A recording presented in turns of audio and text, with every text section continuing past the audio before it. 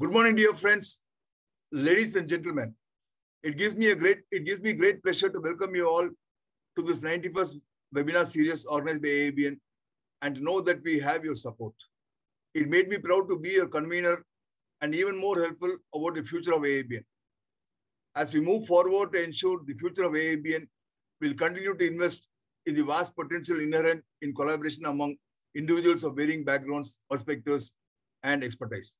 I thank you all for keeping a place for AABN in your lives and for your ongoing support. At the outset, I owe each of you a big thanks for logging, and I assure you that the next 1 hour is definitely going to be a rewarding experience with useful takeaways for us.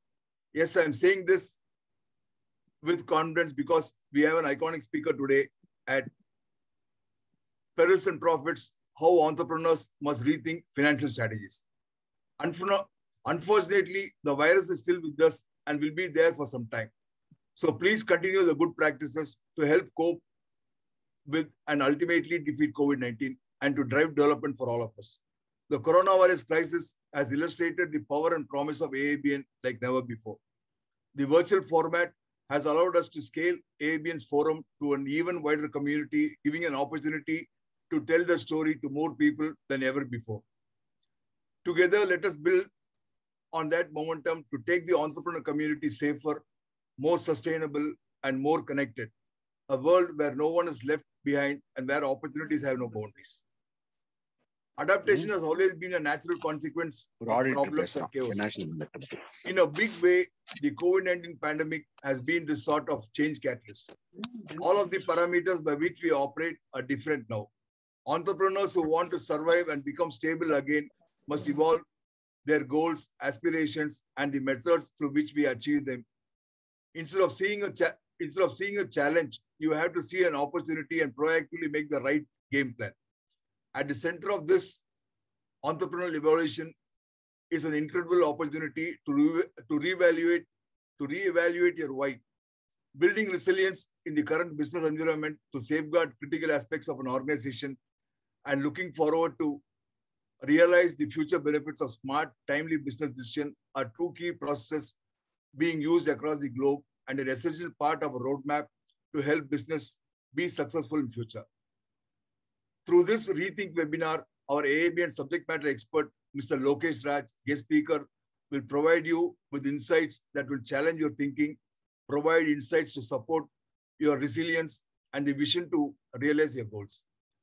Transforming your organizational practices to be more sustainable and aligned with changing environmental safety governance regulations typically also demands transformation of our business structure, financial management, accounting, and reporting frameworks.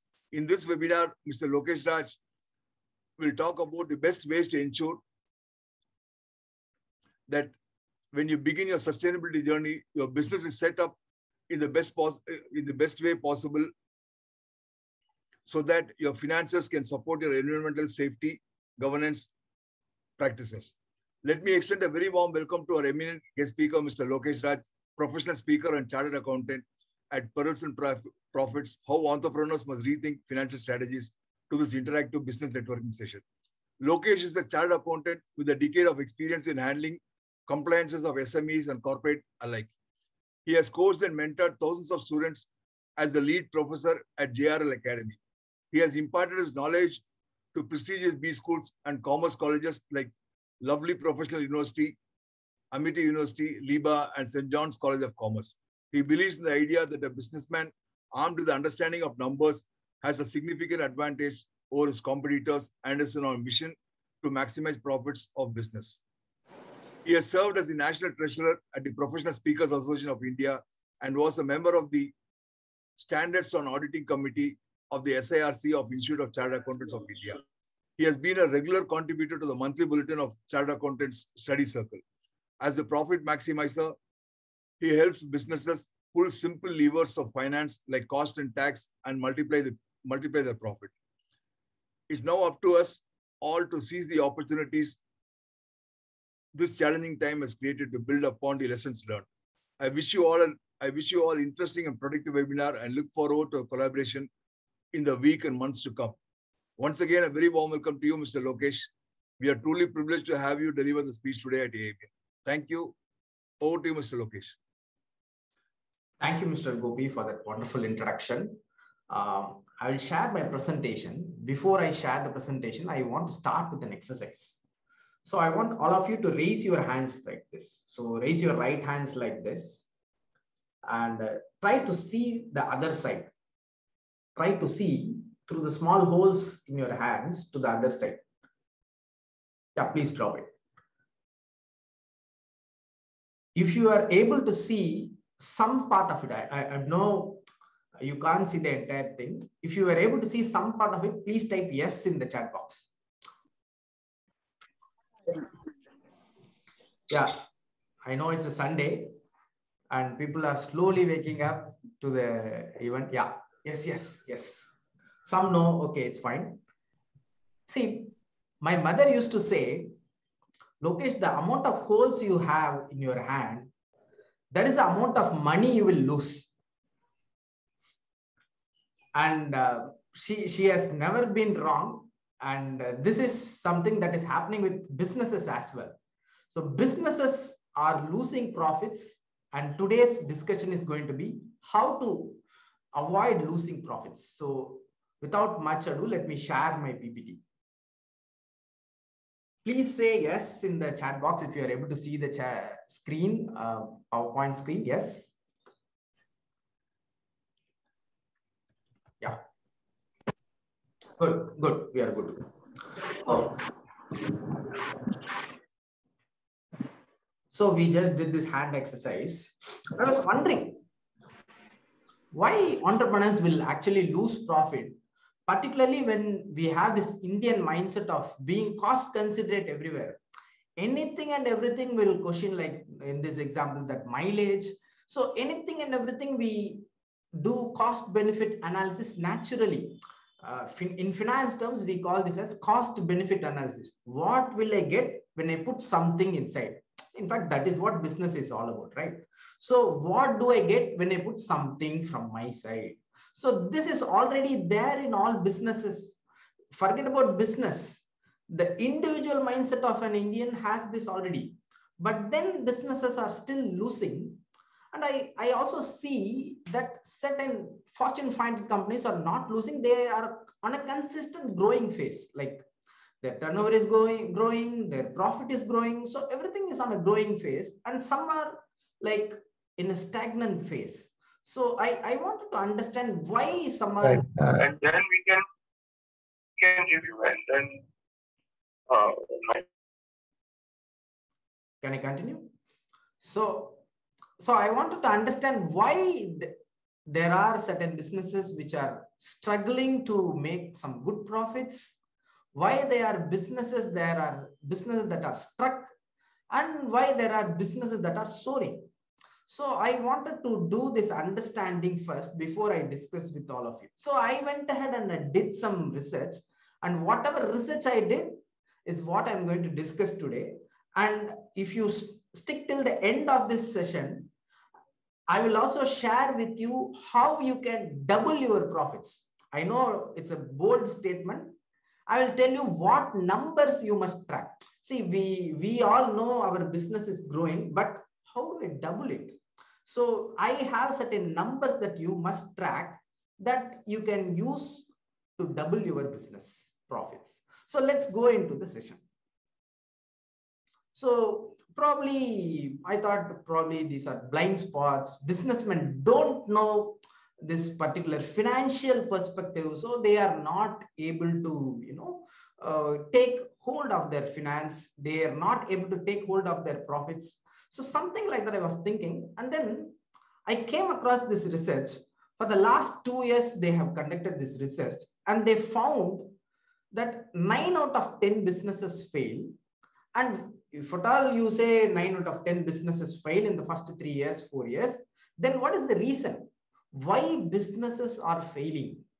So the foremost reason is because they ran out of cash, or they failed to raise new capital. In the milieu of startups, they use the word capital. So why did they run out of finance first?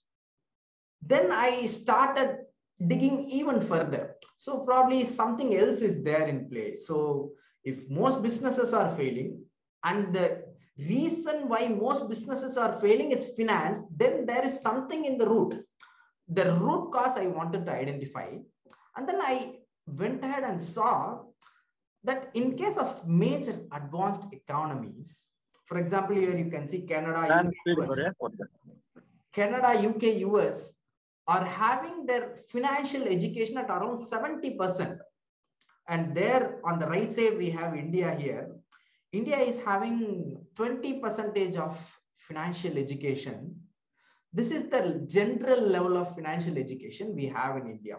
No wonder that we are messing up on finances. We are messing up on our businesses because of our lack of financial education. And how many of you recall this progress record, right? Whenever you have this childhood and all, whenever you have this test, then finally they give you this progress record, and then we don't even bring it to your home. We show it away, right? So this progress record is something that shows everybody, hey, this is black, this is white. Here he has done something good, here he has not done something well. So this is something that we keep showing to others only when we are very confident of showing it.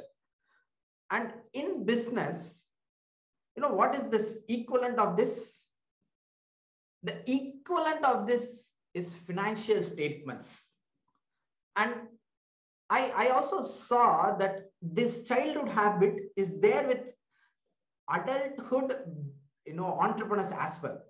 See, there were this, once again, a survey conducted with major businesses in a particular industry. There 14 businesses were selected, and they segregated them between what are the companies which are doing very well in their business and what are the businesses which are not doing so well. So they found out that some of the businesses answered certain questions, and these questions gave, okay, this is the reason why businesses are failing. And if you look at this, companies with financial difficulties, they say that, does the business owner review monthly financial statements?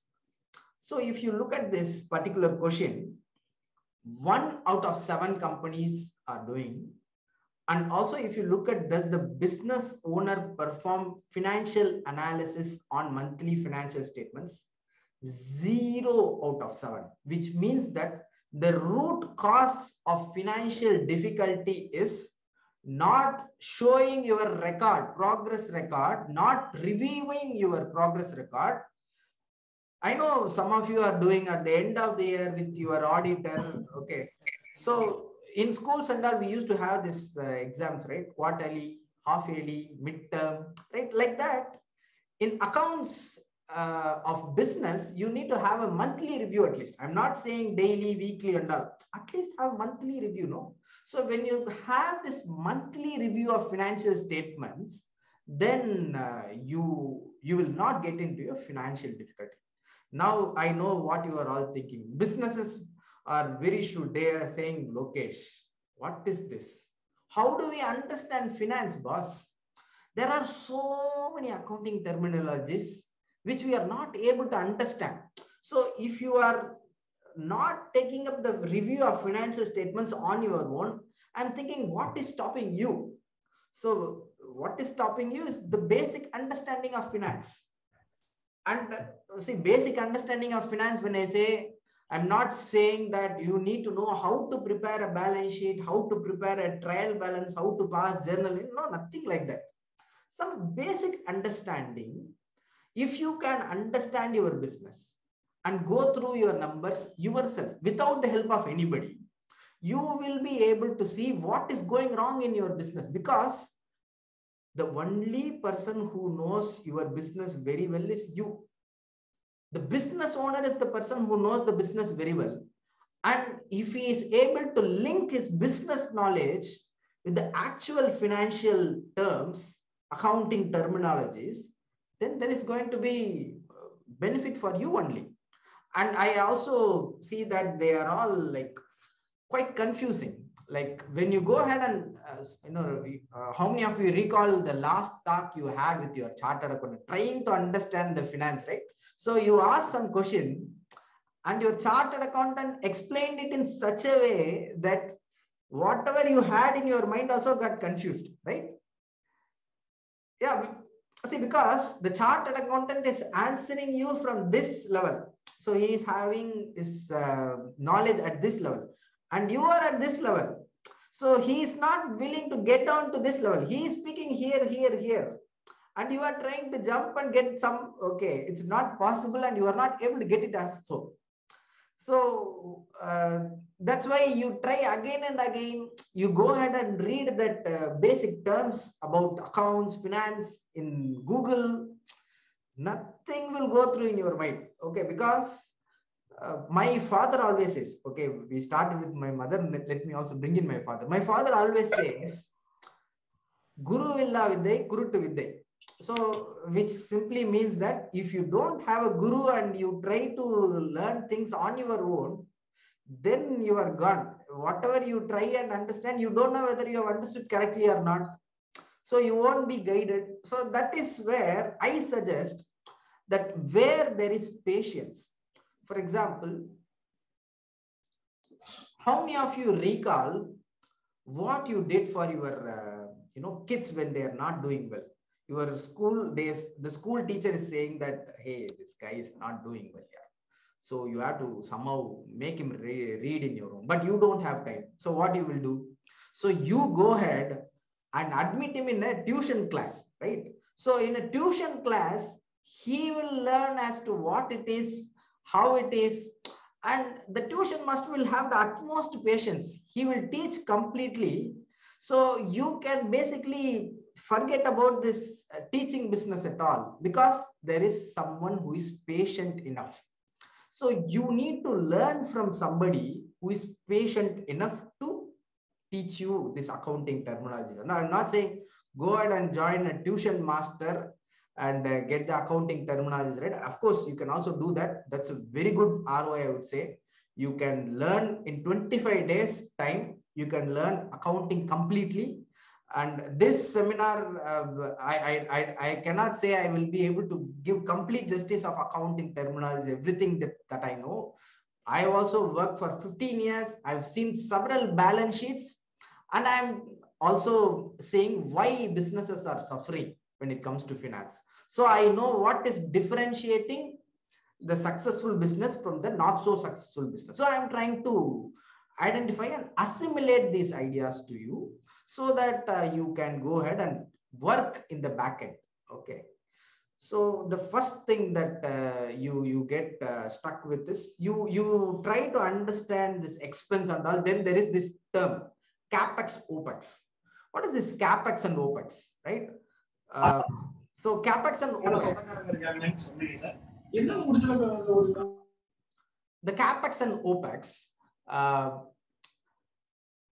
capital expenditure and operating expenditure. So I see that for businessmen, anything they pay out of pocket, it's an expense.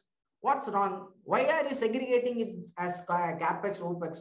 Already accounts itself is confusing. Why you have to create more and more confusion? Because see, there are certain machineries that you might be having in your business, which is not going to give you benefit for that year alone. Probably a machinery is going to be there for the next 10 years. And if you dump the entire cost of that machinery in one single year, you are not matching the benefits with the revenue. Revenue in the sense income. So you have to do something called matching concept. In accounting, we call this as matching concept. What is matching concept? Matching concept is, this is revenue for this year, this is expense for this year. So my income and expense should match. Match in the sense, not that the equal amount. I'm not speaking about absolute terms. I'm speaking about the corresponding expense, the corresponding incomes. For example, you use the machinery, agreed, but how much you used? Have you used the entire potential of the machinery? No, the machinery has a useful life. This useful life is beyond 1 year. And that is why we have something called balance sheet. You know, balance sheet, P&L, these are the financial statements. But what is this balance sheet about? Why should I carry over certain balances? I understand, this customer balance. I understand this supplier balance. I agree they have to be carried forward. And also I have some inventory, they have to be carried. Why should I carry forward the machinery also? Because machinery gives you benefit for several years. So the first year benefit is considered as depreciation. For example, you consider there is a machinery 1 lakh just an example only, 1 lakh machinery, and then 10 years of life, which means that you can use the machinery equitably. Every year you will be calculating 10,000 as depreciation. How? 1 lakh divided by 10 years, which is the useful life, will give you what? 10,000 rupees. So 1 lakh divided by 10 years, you get 10,000 rupees as your depreciation. This is the year, this is the expense. We call this as wear and tear. Technical term is wear and tear of machinery. So you use the computer, and of course, when you use the computer, you have higher depreciation because their useful life is not 10 years, it's only 3 or 4 years. So you have 40% depreciation.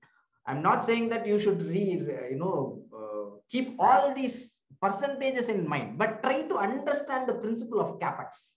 So if you are able to understand Capex and OPEX, you will understand that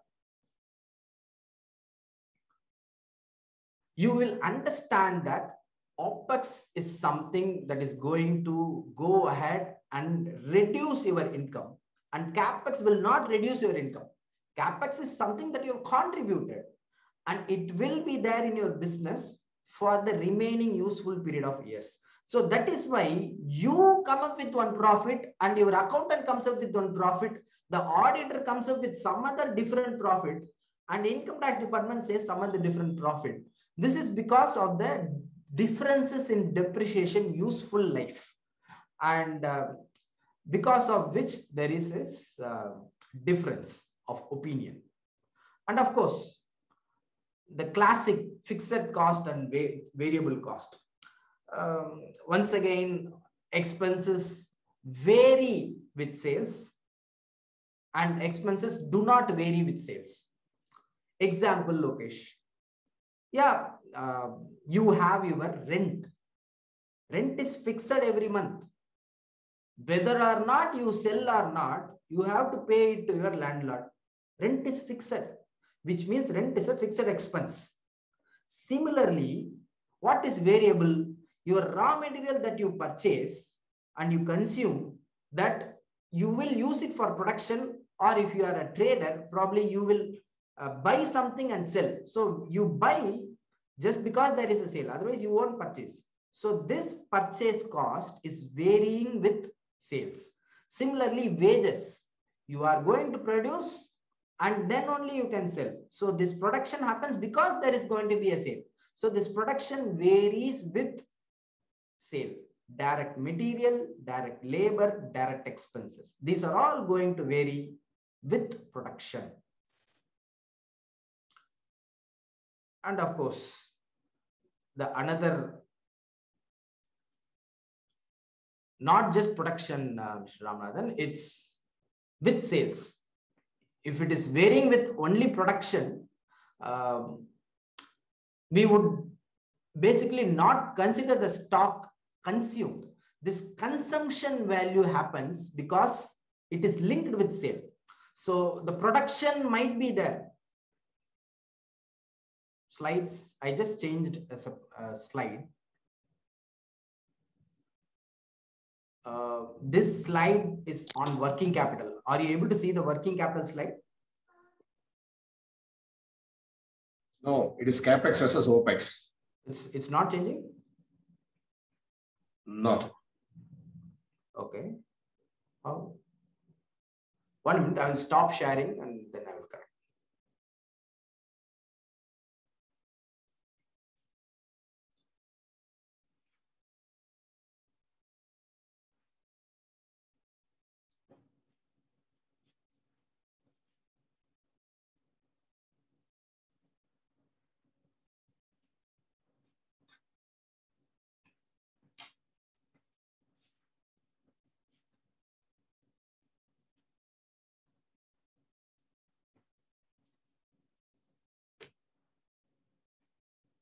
Are you able to see CapEx versus OPEX now on the screen? Yes? Yes, yes. Yes, no? So, yeah. So, I'm changing the slide as well. You are able to see fixed cost versus variable cost? Yes, yes. Yeah. Yeah. So, fixed cost versus variable cost we were discussing. It's not with respect to the production. It's with respect to the sale, because whatever you produce, you don't sell. There is some closing stock left. So what you consumed towards sale. So that is what is your cost, which is going to vary with your sale. So it's not with production, it's with sale.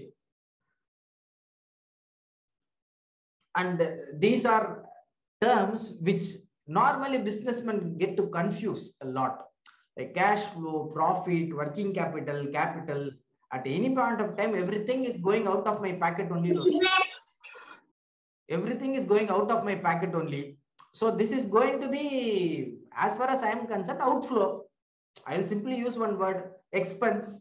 No, you are taking and using several terms together.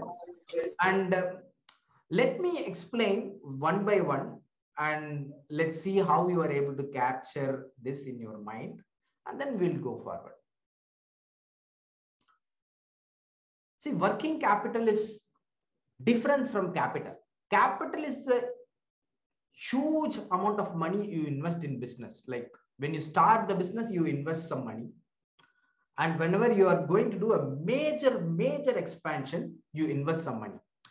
These are all what we call as capital. And when it comes to your business day-to-day capital requirements, for example, tomorrow you have to pay your salary. Next month, you have to pay your salary. Tomorrow, you have to pay your rent. But your customer has not given you that money. Till the time the customer gives you money, you can't wait and pay your supplier. You cannot wait and pay your landlord. You cannot wait and pay your employee. This means that you need to have some funds on hand just to run the business.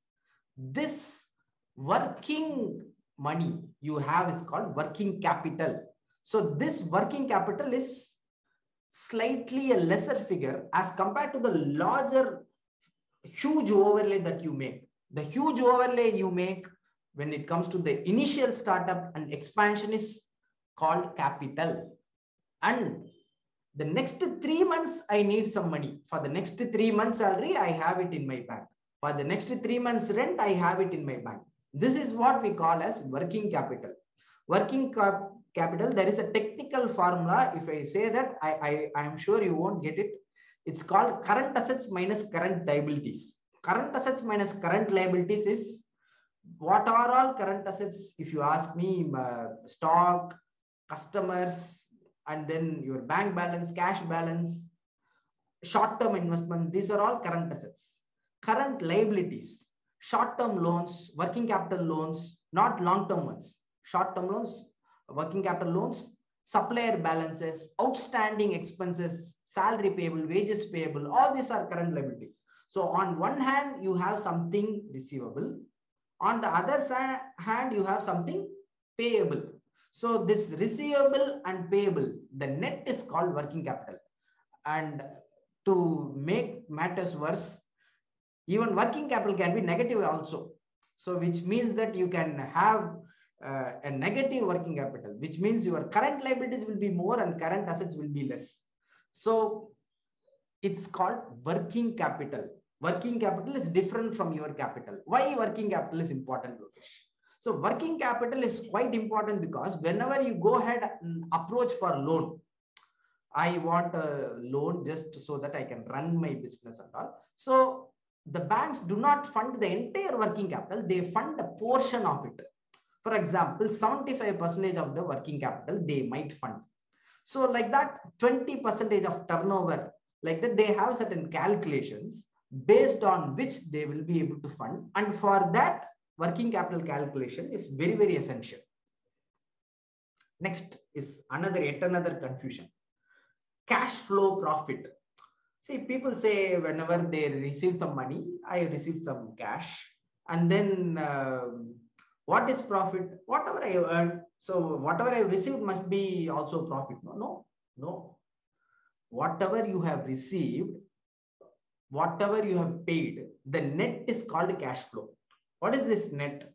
You would have received some cash through bank or in hand, and you would have made some payment. So this net effect, like cash inflow minus cash outflow, is going to give you the cash balance in hand. Of course, if you look at something called cash flow statement, you will be able to get what I'm speaking. There will be an opening balance, there will be cash inflows, then there will be cash outflows, and then there will be finally the closing balance. This cash flow is also important because without cash flow, you cannot run the business even though you have profits. Let me explain. Let's say you have actually earned profit on a transaction that you made with your customer. Say your sale value is 1,20,000, but your cost was only 1 lakh. So the difference of 20,000 is your profit. You have earned.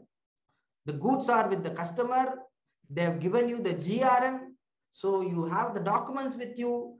It is sufficient proof that you have actually sold and you have earned that 20,000. But unless and until you receive the money in hand, it is simply going to be there as profit. That 20,000, if you don't receive, it is not your cash inflow. It is only there as a profit. You cannot spend it, but it is a profit. You have to agree that it is a profit. Likewise, there is a rent payable in the next month. Let's say you are in the month of March and you have to pay for March in the month of April. Now going ahead, going back with the, matching concept we discussed. Rent for the month of March will be paid in the month of April. But just because you did not pay, will you say it is not my expense for that year? No. You will say not just 11 months of rent, you will say 12th month also included because it is payable. In the future, it has to be paid. This particular expense belongs to this particular year. March month expense belongs to March, the particular financial year, which means that even though you have not paid, it will reduce your profit. There is no cash outflow here, but this will reduce your profit, which means that your cash outflow or expense are independent, and your cash inflow and your income are independent. Whether you receive or not, it's your income. Whether you spend or not, it's your expense. And that whether or not, right? That whether or not component is called profit. But cash flow is actually did you receive. So if I receive, if I pay. So only when I consider receipt and payment, we call it as cash flow. Only when we consider, sorry, not only, when we consider even when we do not pay, even when we do not receive, we call it as profit. This is what accountants simply term it as accrual concept. Accrual concept is matching concept only. You have to match the current year expenses with the current year incomes. And of course, there are certain businesses who are not accounting on a regular basis. And if you are not going to account on a regular basis, you can't even look at these numbers. See, these numbers are there so that you can track the profit of your business. But if this numbers itself is not accurate, not on time, you won't be able to measure. In fact, measurement is very important because, like you see in the screen, if you know the exact boiling point of water, which is 100 degrees Celsius, you can use that as your knowledge and you can go ahead and do the process very effectively. But if you don't know that, then there is the guessing aspect. In fact, it is being said, what is not measured cannot be managed. And even our spirituality also says, no, what you focus on expands. So which means you have to focus on something so that you can measure it. And when you measure this, when you keep measuring, you have the benefit of accuracy and precision. Precision is something that you keep repeating. You can repeat the same thing again and again. And accurate means it goes and hits the exact place, but it is not the actual requirement, but it is accurate. So accuracy and precision put together is what you want. For that, you need to have your accounts up to date. And only when the accounts is up to date, you will be able to understand and do whatever we have discussed so far. And this is precisely what is happening in business. And when businesses do not do this, their financial risk is not being managed. And financial risk, if you ask me, how do we manage financial risk? Basically, it's one early warning system. So in early warning system, what we do, you know the exact rainfall levels, river levels, and based on this, you take a decision whether to announce it, hey, it's a flood. So you have to be safe. You have to be safe like that. Whether are we going to announce that this is flood, be careful. This particular decision we are going to make is dependent upon certain factors. For example, what is the rainfall level in centimeter and what is the river level? Then we decide, okay, this is the process next. Likewise, even in businesses, you can actually have an early warning system, which is nothing but your compliance calendar. So for example, this is what is the compliance calendar for July month of GST. And this compliance calendar is what you can use. For example, next, due date is 20th, where we have to file GST or 3B. And likewise, this is not just for one particular statute. You can have several statute compliance. For example, income tax, for example, Ministry of Corporate Affairs, and any other statutes that is specifically applicable for you. You can have those compliances as a calendar, and the calendar will alert you that you have to do this next week. You have to do this today. Like that, if you have a simple early warning system, you will never miss compliance. I will write and give it to you. We follow a strict compliance calendar, and this has helped us a lot, and we have never missed a deadline. And this not missing is possible only when we follow a calendar and we simply put a tick. It's age-old method only, nothing new. So now that I have made you understand the importance of financial knowledge, keeping compliant and all, let me also bring in another paradigm. Just try and see whether you can recognize this person. Please type in the chat box if you are able to recognize this person.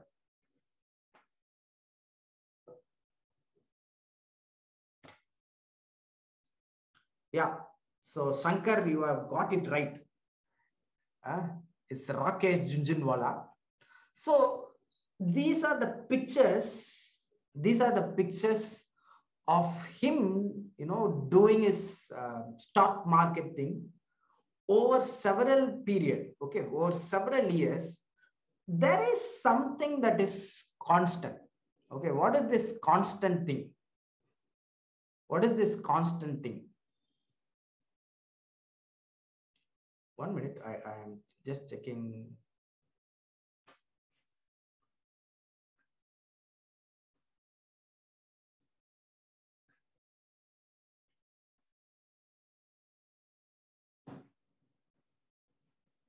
Yeah. So he is actually monitoring something. Yeah, you are right, Mr. Raman. So he is monitoring something. And what is it that is he is doing with the help of these systems? Let us understand even further. So how many of you can see and understand, hey, this is our very first World Cup scorecard, right? And if you look at the computerized version, it will not be much different than that. It will be same only. And now this recent test we took, so that screenshot, if you see, that also is similar only. Over a period, there has been no change at all in this scorecard. They are tracking certain numbers, right? So like that, what is this something that people are tracking? Whenever you are tracking numbers through a set format, this set format is what we call as dashboard. You see, you are not new to dashboards, you know dashboards already. There are several dashboards. These are all dashboards only. Whatever you have seen as scorecards, who has taken the most runs, who has taken the most wickets, who has taken the high scores, all these are what? Dashboards, dashboards, dashboards. And here we have, Rural Development Corporation having their own dashboard. Okay. And this is Andhra Pradesh CM score dashboard. He is also, going through all the metrics. And these metrics are some metrics are not even updated here. Don't think this is the good dashboard and all. And of course, this is the Prime Minister's dashboard itself. So like that, there are several dashboards. And in fact, in aircraft, what do you call this as? This is nothing but dashboard only. So what is the benefit of a dashboard? See, if it is working for the BOP of profits, Rakesh Jhunjhunwala is going to monitor some numbers regularly in his computer and he is going to earn profits. What is going to stop us from doing the same thing in getting the profits, right? He is doing it, of course, in a personal investment angle. We are going to do it from business perspective. So now my question is, how many of you have a dashboard? And if so, what are the numbers you are tracking? So answer this question in your mind. It's not necessary that you must type on the chat. So answer these questions in your mind when we discuss certain important numbers you must track. When you track these numbers, I'm guaranteeing you that you will double your profits. Okay, what are those numbers? Okay, come on, quick, Lokesh. Now all are getting excited. How do I double my profits? Exactly. So we go ahead to this childhood story where, there was this childhood breadcrumb story where one particular child was kidnapped. 7 mountains away, he was found by our hero. And how this hero found this kid was simple. When the kid was being kidnapped, he was throwing breadcrumbs in the road and the breadcrumbs was followed and then the kid got rescued by the hero. And we are going to follow the same thing. In accounting also, we have auditing in depth. So we go back. Like that, we need to know what are the numbers that are going to help us to achieve the larger things that we aspire for. Of course, you all know profit means very simple. Sales minus my cost. Sales, for some it is service, so you won't have sales, it's revenue. So revenue minus cost. So revenue, income minus cost. In order to improve the profit, you have to do what? One is improve the income side or reduce the cost side. These are the only 2 ways. So in order to improve the income side, you need to understand what is that income component. In order to reduce the cost side, you need to understand what is the cost component. And if you look at this breakup even further, if you go breadcrumbs method, we are following the breadcrumbs method. What do you mean by sale? Sales is nothing but sales price into sales is equal to quantity into rate per unit. So what is the quantity of goods that I'm selling and what is the rate per unit? And if you are in a service sector where you are billing based on hours, number of hours billed into rate per hour will give you your sales. Like this, if you go in depth one by one, we will be able to find out certain data-driven decision modeling. So this data-driven decision modeling is superior to your emotional decision. Businessmen are known to take emotional decisions. Suddenly they will take one decision, but it will not be financially sound. They will go with their gut feeling and all. You won't make gut feeling, okay? You have to do data-driven decision only. In fact, when I say data-driven, then people think, hey, what about data analytics? I will do big data analytics. No. I will take, inspiration from this Arundhati Roy. Be the god of small things. You need not do big data analytics and all. Very simple. Do some small data analytics. Small data analytics alone is going to give you good profit. So first start with small data, then we'll go with big data. And even I'm not sure big data is giving actually some returns, some benefits for somebody. Only people who are actually using the big data analytics, the big data analytics consultants and all will tell me. I know that it is not of much value at all. So if you are going to have some analytics, at least start with small data analytics.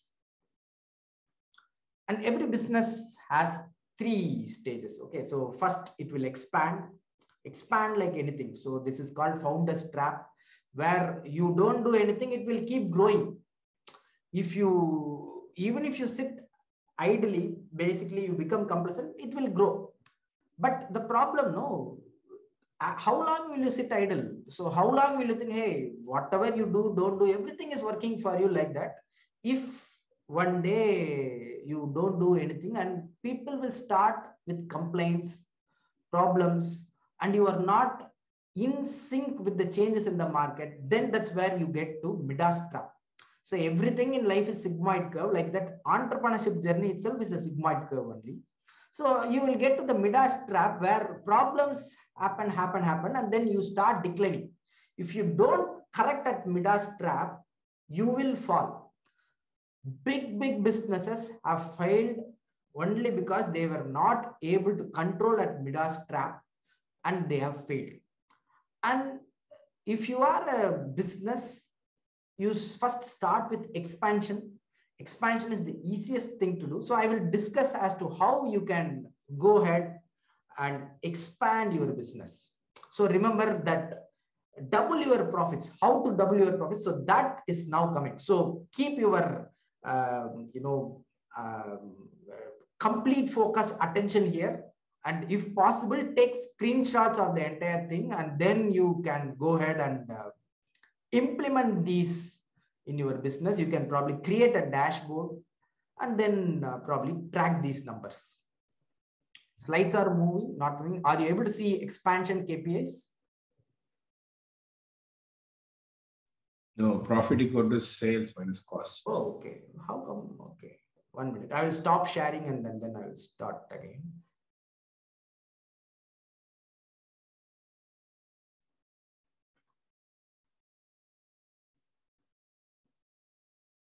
We're able to see now expansion KPIs. Yeah, yes. Yeah. So I was actually showing these expansion, contraction, maintenance, sigmoid curve. So founder's trap, Midas trap, we were discussing this. Okay. So it was nice that I was also having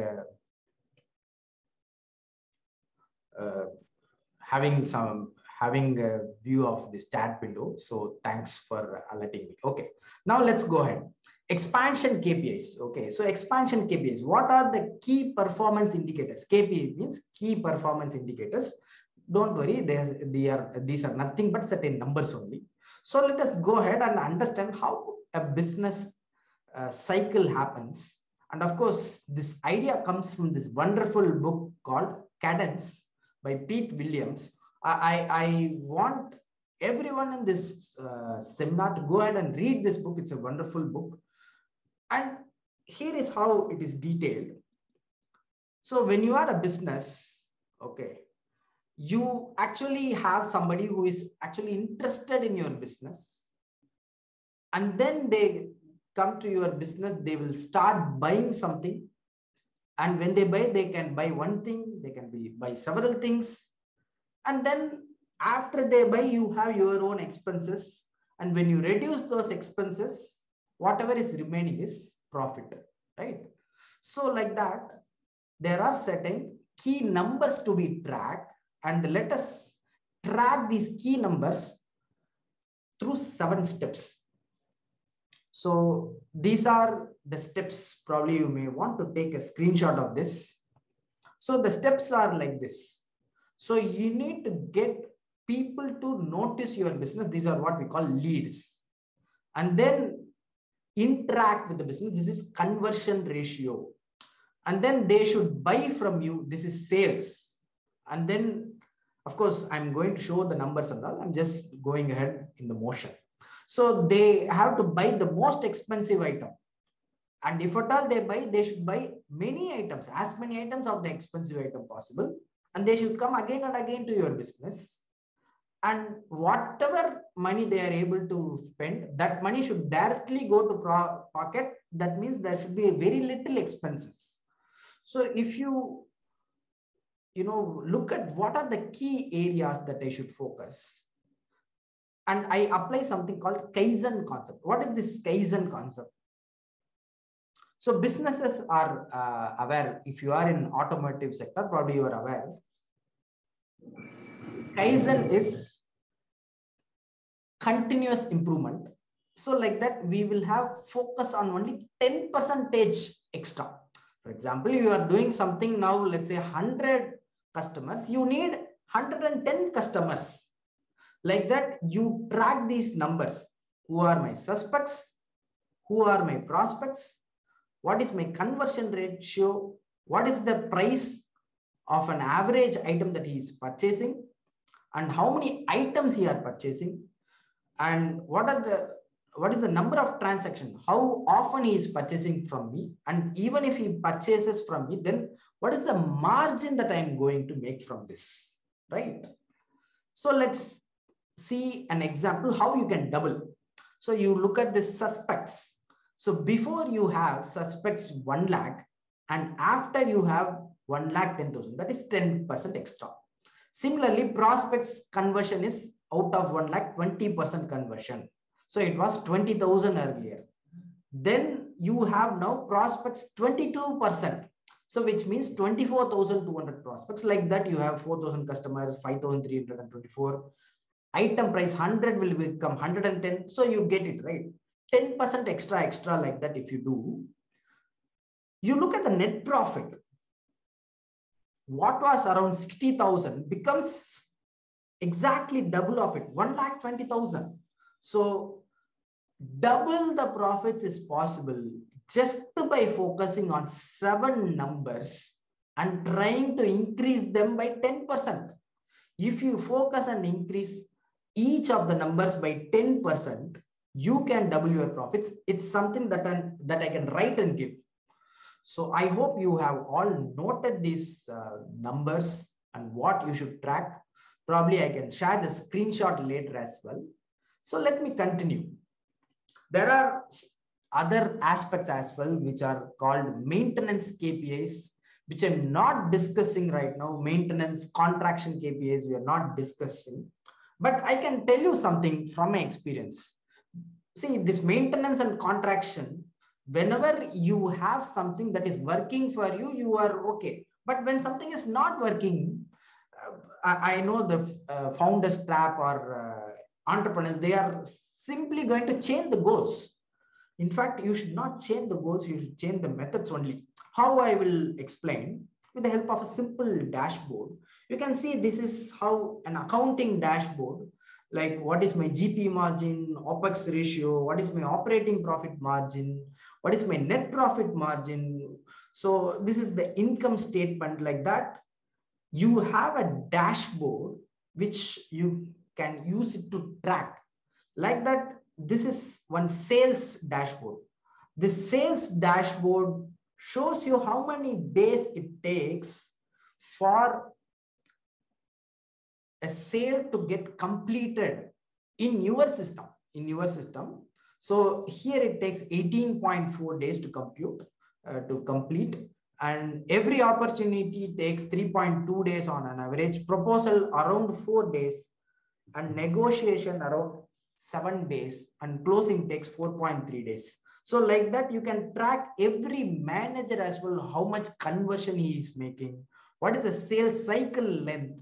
Like that, you have to keep tracking. This is what is your maintenance KPI and contraction KPI is all about. Of course, these are all something which I'm not discussing. And you can also do this, like what is this budgeting? you might create a budget for your business and compare the actuals that keep happening with the budgeted numbers so that you know what is the variance and you can go ahead and find the root cause. This is quite possible only when you have the budget and when you have the actual.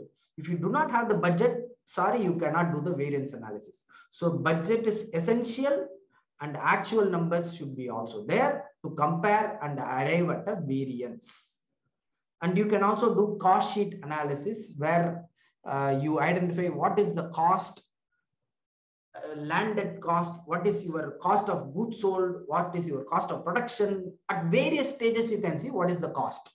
So, and this particular cost analysis is particularly benefit when you are going to have different kinds of products. You can do it product wise, you can also do it customer wise. So the applications are endless, and applications are also there in decision making where you can decide whether you have to make a particular component or actually buy from a supplier. So, or you can also get into a partnership, which is midway. Like that, you can basically have implementation of financial concepts in your business. And this is quite important. Ratio analysis is something that will give you what are all the outliers in your finance numbers. So if you are a businessman, you need not go through the entire business numbers to understand where it is. Just do the ratio analysis and see what ratio it should be. This is what we call benchmarking. So for any ratio, any given ratio, there is always a fixed value that is, for example, current ratio should be more than 1.5. And then turnover ratio, you have to keep turnover ratio in check. If you do not keep turnover ratio in check and if it keeps increasing, then you are in trouble. And then OP margin, business profitability margin ratios. So these margin ratios must be as high as possible, and return on investment should be higher than your, at least your FD returns. Like that, you can simply compare once you are able to identify what are these numbers standing for.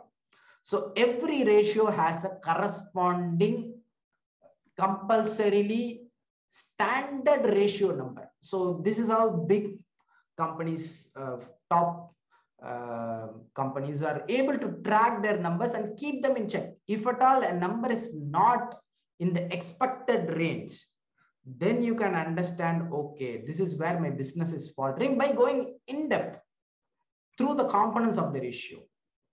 So as we conclude, I would like to ask you all to once again, start with the hand exercise. Once again, I want you to lift your hands. 1 minute, my video is not on.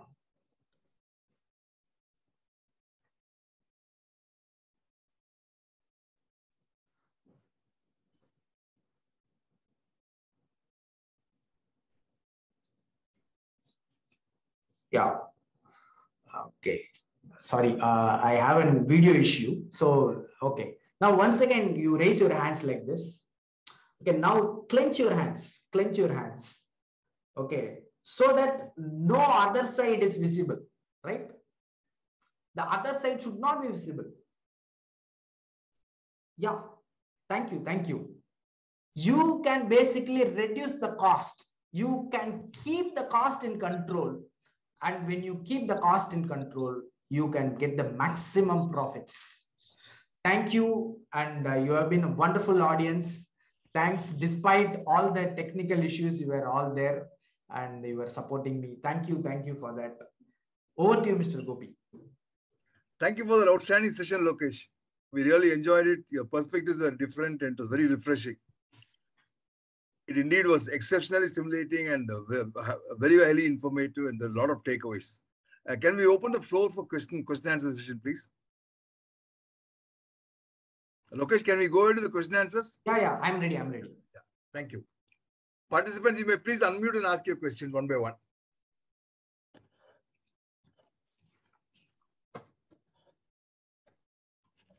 Yeah, so Dave is asking how I will learn these basics.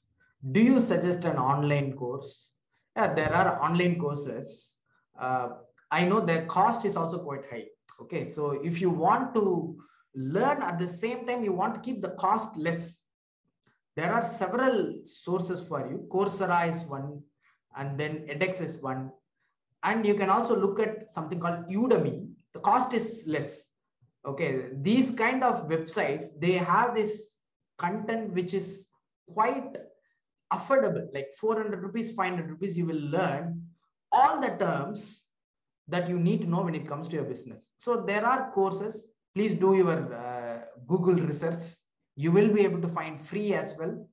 And I would suggest you take up with these websites, Coursera, edX, and Skillshare, and then Udemy. All these are good websites from where you can take these courses. And see to that there are certain preview lessons. See, the problem with accounting is somebody will explain. You should only understand, right? If you are not able to understand and you are taking a course which is not even useful, so do a preview video, take a preview video and then attend. Yeah.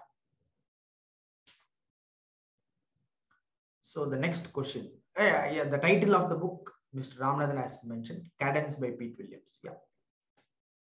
Thanks, Mr. Ramesh, for that question. Participants, you may please unmute and ask your questions. Please go ahead.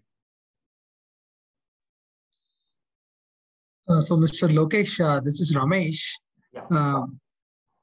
I know you mentioned about this cash flow statements and other thing. As an SME sector,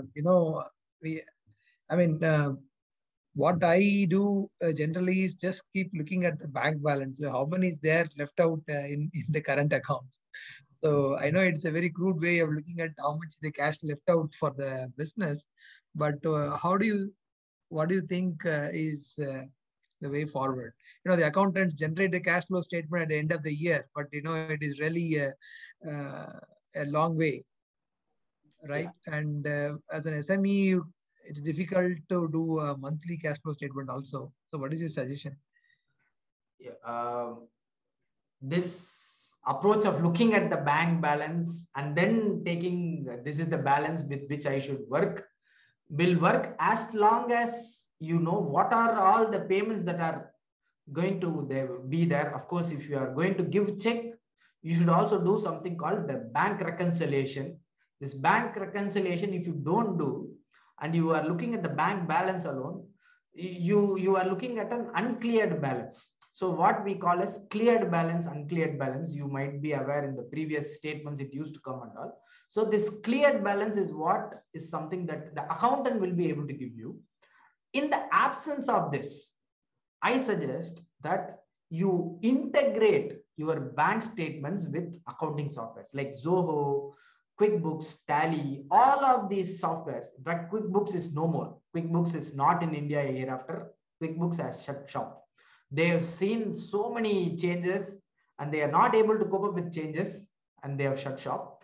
But Zoho, Tally, Wings, all these softwares, they offer this advantage of linking your bank statement with your accounting package, which means that all the bank entries will get automatically updated in your accounting. And at the end of the month, probably you can sit and do a simple cross verification as to what the entries must be there, what entries are not there. And then that is what we call reconciliation. Probably you can do that to understand that. But like I said already, cash flow is different from profit. If you mix cash flow and profit, you will not understand what is the real profit. See, I really admire businesses that are having the numbers in their fingers, and also at the same time I also deeply emote with small businesses which are not able to do that.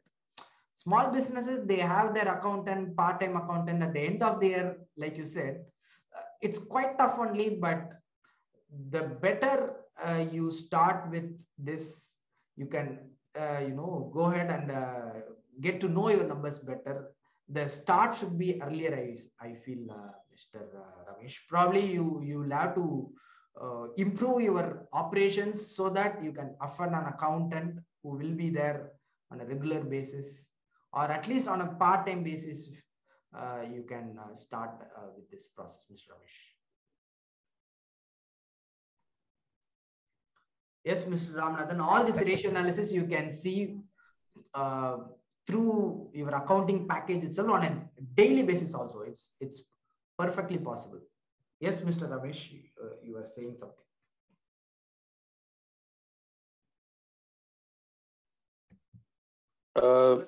Mr. Lokesh, this was an excellent presentation. This is Dhanshekaran. Yeah. Hello. Tell me, Mr. Dhanshekaran. Yeah. Can you go back to that slide where you are telling it is doubling the profit and go line by line or point by point? I feel that is more important. Please. Okay. So that particular slide alone you want. Yeah. You quickly, I think it was, it went on very fast. Can you explain point by point, please? Yeah. No issues. Secrets don't last long. No. It's just somebody is asking this question. That's good. So you look at this one. So this is a simple example of your sales side process. Sales side process is those which are happening only on income component. We are not discussing expense component. We are discussing the sales side component. What are these suspects I am speaking about?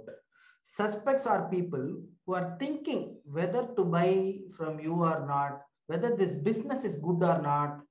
All these people who are you are sending the quotation, they are saying, okay, let's see, right? And those who are all looking at your brand and crossing your shop, thinking whether to enter your place or not, these are all suspects.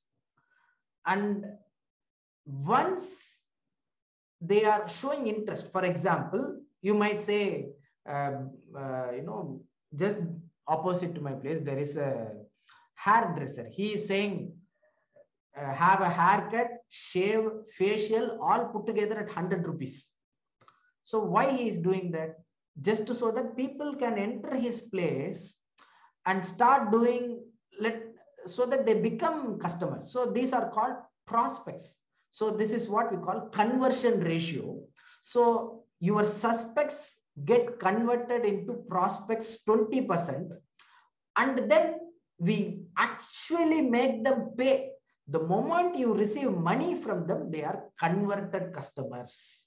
You start receiving regular money from them. They are customers who are converted. Prospects, they will see, they will do the trial check, trial products. Can you give a copy of your business manual? Can you give me one sample of your product? These are all prospects. Okay. They will see, they will use, at least they show that interest. But we don't want interest alone. We want their complete conversion as a customer so that we can earn regularly from them. So that regular customer is called converted customer. And even after getting customer, you have to look at the average items price. So you should not be selling the lowest item to them. You should be trying to selling them at the highest priced item. And if you sell the highest value, in fact, every time you go ahead and buy something out there in the market, they will try to sell you the highest value. Sir, you don't go with this combo, sir. You don't buy your popcorn alone. Go ahead and buy this popcorn combo. Whenever they are trying to make that, that combo sale, they are trying to upsell you. We call this as upsell concept. So this upsell concept is what we call bundling. So this bundling will increase the items. More than one items they are able to sell to you. They are able to sell you the popcorn. They are able to sell you the, the Pepsi and the French fries. All put together, they are able to sell you. So average items also we should increase. And not only that, if they come and do the business and go next month, you have to run your business. You have to pay your salary. You have to pay your rent. So next time you want them to come back again. We call this as monthly recurring revenue, MRR. So in order to earn regularly, consistently, we need these customers back again. So all the subscription businesses you have, no, Amazon Prime subscription, Netflix subscription, these are all what? Making you buy again and again. This is repetition of the same transaction again and again. And profit margin, you might be aware, what is finally there after all expenses in your hand is called profit margin. If you improve the profit margin by reducing some amount of expenses, you will be obviously earning more profit. In this, Thank you very much. It was really good. You are given a different angle. We will try to follow that. Yeah, thank you. Yeah. Yeah, Mr. Lokesh, in that just now the slide which you showed, on the top, the suspects are basically from the TAM, right? Total addressable market, leads. Correct. Suspects are basically, they are showing some interest, but they are not having paid you. So prospects are paying you some amount, they are not paying the full amount. Yeah. Conversions are the regular customer. Take that hairdresser example. The guy who walks on the road is a suspect. And the guy who takes your 100 rupees offer is a prospect. And guy who comes to you regularly for hair cutting is your converted customer. Okay, thank you. And thank you, Mr. Lokesh, for your very simplified presentation. The slides will be shared, Mr. Yeah, your hand exercise, I remember, not to overspend. Cost cutting without overspending. One similar, related question is like mutual funds, which we call it as partial ownership or fractional ownership. Now, the same ratio analysis which you have shown will work there in like moneycontrol.com and all that? Yeah, you can do. And it is meant for investing only. Investors normally do ratio analysis. Yeah. They do the ratio analysis. They understand the business even better. Now I've given you a totally different perspective through which you can understand the business in a different manner, right? Yeah, no, what I was asking was for mutual fund, this ratio analysis will do, or the other parameters which you have mentioned. I mean, the complete thing we'll have to see to assess a mutual fund, whether it is. It's a different ball game, I would say. When it comes to investing in shares and all, that's a different topic altogether. You have to look at their valuation, whether the valuation is good. For example, recently that Zomato company is there. Yeah. Every week they are losing 20%. At the time they came up with the IPO only, we said, hey, don't believe this stuff and all. There is no value. They are trying to sell you. But people went ahead and invested. Who are invested in Zomato, Nykaa, Paytm and all, they are suffering because the value is not there. The underlying should be there. And there should be also something competitive benefit to the company. There are not much big competitive benefits available to these companies. So they are basically suffering. So we should go a little more beyond this. Yeah, beyond this, price earnings ratio is something that I would suggest you start with. P ratio and beta. All these are terms that you must look at when you are an investor.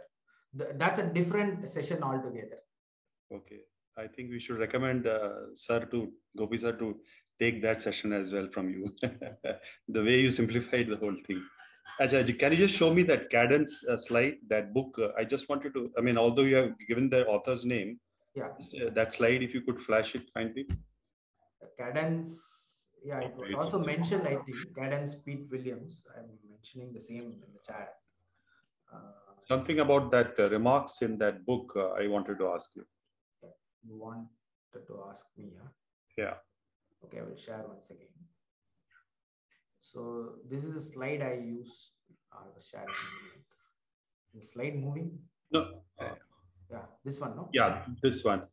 Here, if you can just tell, is this a study of some companies, like 100 companies or this thing? Or, how did he... No, this is a book that won the International Business Awards in 2018. It was awarded as the best business book.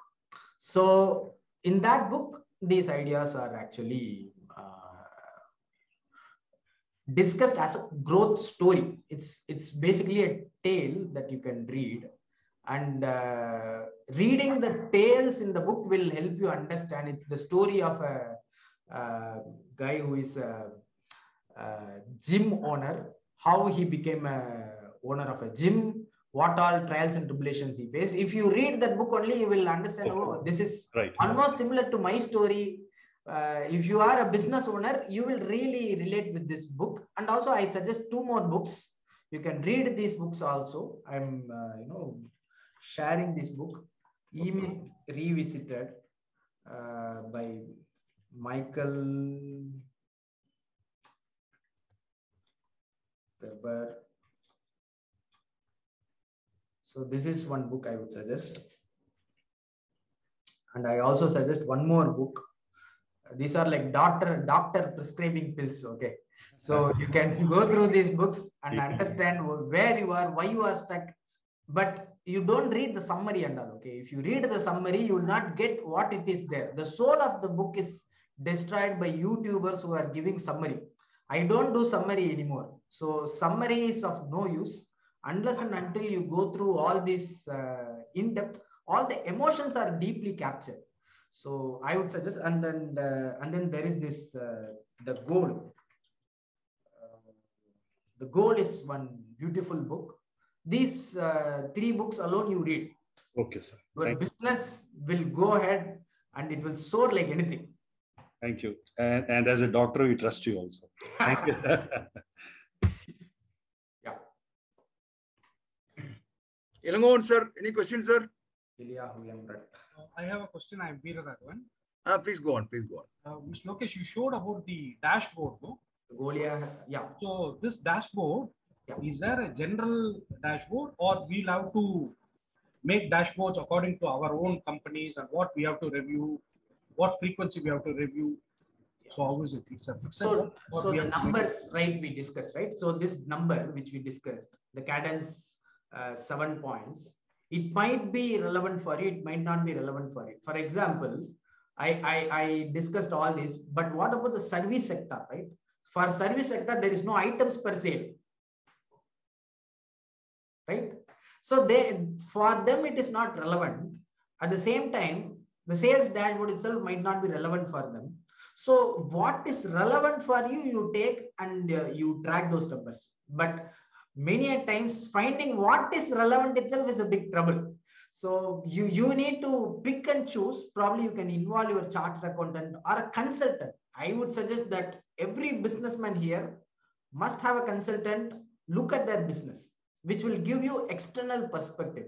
So if you have this external perspective given by someone else, probably you can choose different kinds of consultants are there. So you can look at somebody who is an expert in your business and is a consultant. For example, restaurant business. I know of a consultant who is an expert in restaurant business, and he will be able to, give you suggestions as to how to run your business in a better manner. Like that, there are other consultants, people like me, chartered accountants, who are like, we see several businesses in different industries. I myself have seen more than 1,000 balance sheet P&L in the last 15 years or so. So if you take these guys' understanding, they would have seen like one business has a problem. That problem is addressed in another industry. So this guy will have the idea of solving your problem, what you are struggling with. He will be able to give you an immediate example. Okay, do like this, you will be able to come out of this.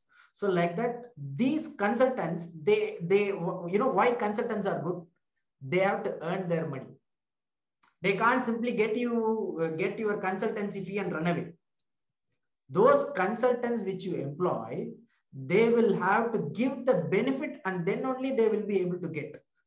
And 10 times at least you should expect. If they are able to give 10 times, that 1/10 which you pay them, it is nothing. You can make your business exponentially grow with the help of these consultants. So good. Thank you. This is Ilan Govan from Singapore. Yes, Mr. Fantastic, Lokesh. You're a great storyteller, I tell you. It's for your age, I think you learned a lot and very authentic, because you have very clear understanding that really matters actually. Okay. Just to share with you, in Singapore, when you open a current account with any bank, the current account comes with a small software package, which can be customized, the 7 points you mentioned. Very valid actually, those things. And as you said correctly, only the business owner can only decide which are those points to be picked up, depending on the business. Okay. If they could a little bit customize, I'm not sure in India how those software, or if they use Tally or something, they can have an external consultant like you for a short period and customize that software, to monitor, and that can even pop up in your mobile phone. Nowadays software is so much possible. That could be one real effective way for SMEs, particularly startups and technocrats where they are starting company which don't have big account and all. That will be really useful. I really appreciate, and I should appreciate you for your openness and passion to share your knowledge. It's a great thing you are doing. Bless you. God bless you. Thank you very much. Thank you so much. So to add on to the point, sir, the softwares that you spoke, even in India also, there are banks that have tie-ups with softwares.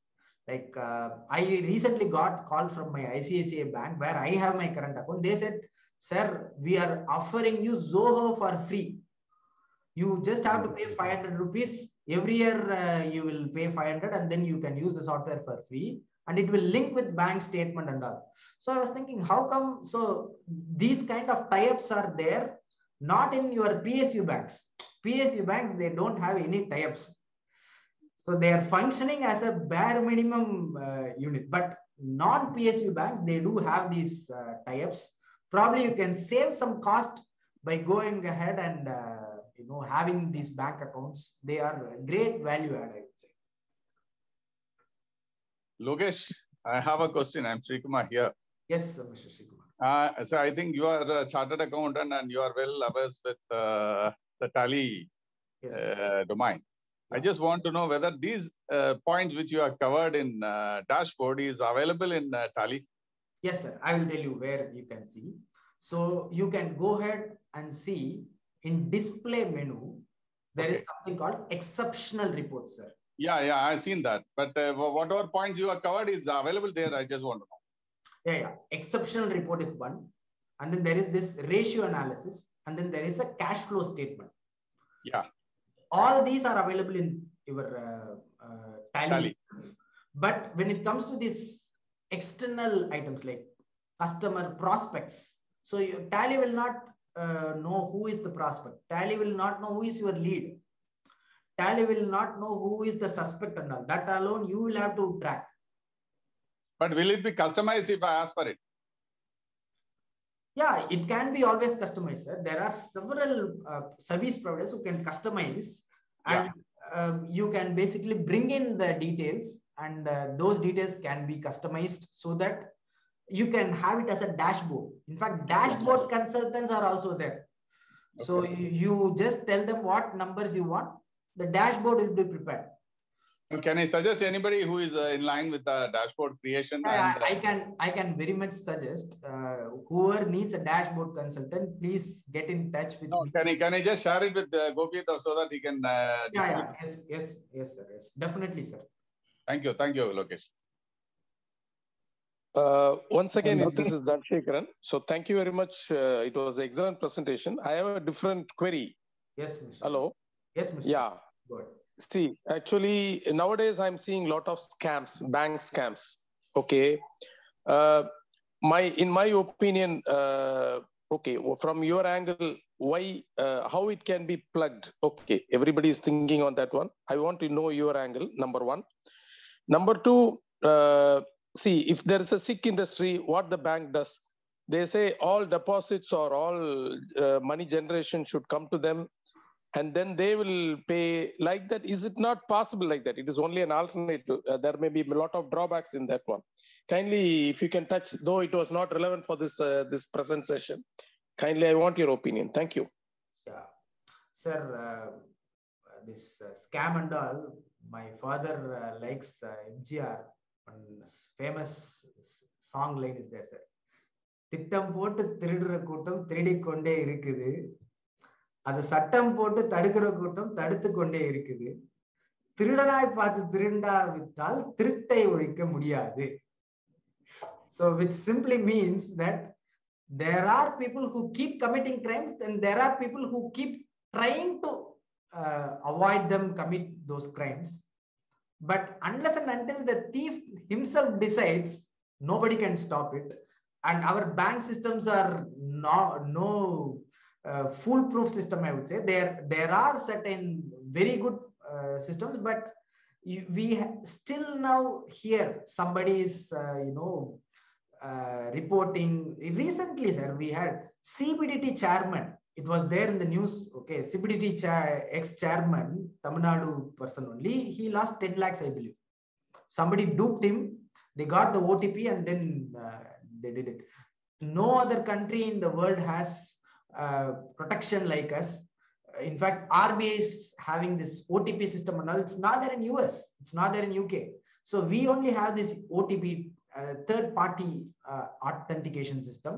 And then we only say that credit cards should also have this additional layer of verification. All these are there in India, but somewhere, somehow, these scams do happen. We can't do anything, but it's part and parcel of the system we are in, sir.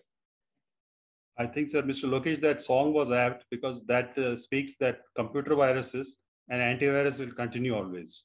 Yeah, it should be there. It will be there. And like any mythology in world, it is always the fight between good and evil. So that will continue. Correct. It will be there. So bank scam is also part of that. Yeah, and there was also the second question Mr. Dhanasekaran had asked. If you could repeat the question for some more clarity, sir. Yeah, my point was, see, it's only, it is not the bank's job to run the business, of course. See, if there is a sick unit and they are pumping in some money to make it alive, what they do generally, all the proceeds or all the sales, it comes to the bank first, or there is a total control. Okay, then they pay the salary, they pay the bills, and they take their money first. So some sort of control. But end of the day, it becomes the bank's job and overheads will be there. I'm just trying to understand how these bank scams, see, they are taking a lot of funds and diversion of funds. In this case, diversion of funds will not happen. Am I right? Yeah, in this case, the bank itself has taken control, right? Yeah, but that is not a solution. I'm just trying to understand. See, nowadays, lot of bank scams are coming. What is happening? End of the day, banks are not ready to help when there is really a requirement. Okay. And in spite of being genuine, they will come and try to help you. Okay, approvals, blah, blah, blah. When you are financially sound, they are ready to come and help. Yeah. When there is a real requirement, they won't. This is what I have seen in my experience. Yeah, okay, please.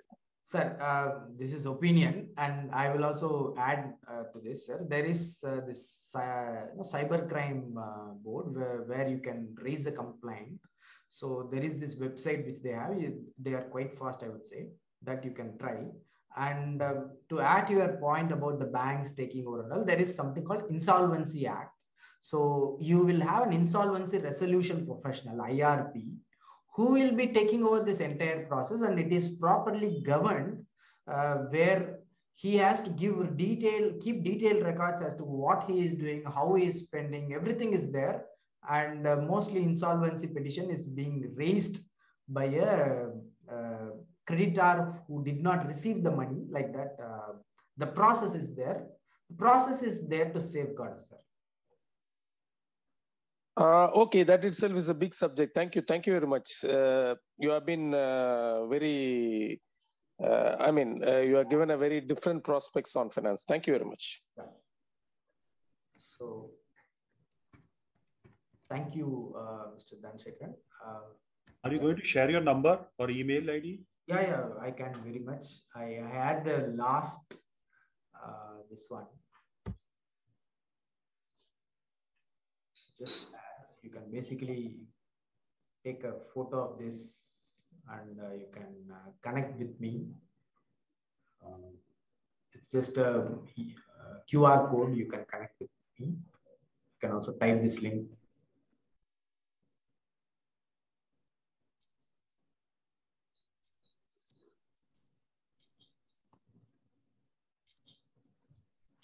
I'll share the number also here in case anybody wants to connect.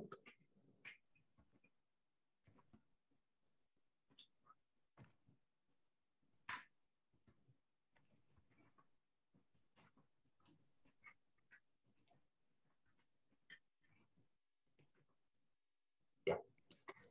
Thank you. Thank you. Yeah. I think we are done or not, Mr. Gopi, probably you. 1 second, just I'll ask the group if they have any questions. Anybody else has a question, may please ask, unmute and ask your question, please.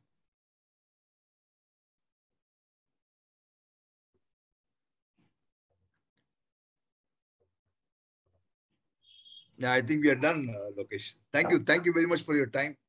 Thank you for being with us on a Sunday morning and sharing your insights, a lot of takeaways from it, and I'm sure we'll all try to get in touch with you for whatever help we need from time to time. Yeah, thank you, Mr. Gopi. It was a nice learning session for me as well here. All the questions were quite interesting, and right from the basic to the extreme, there were questions.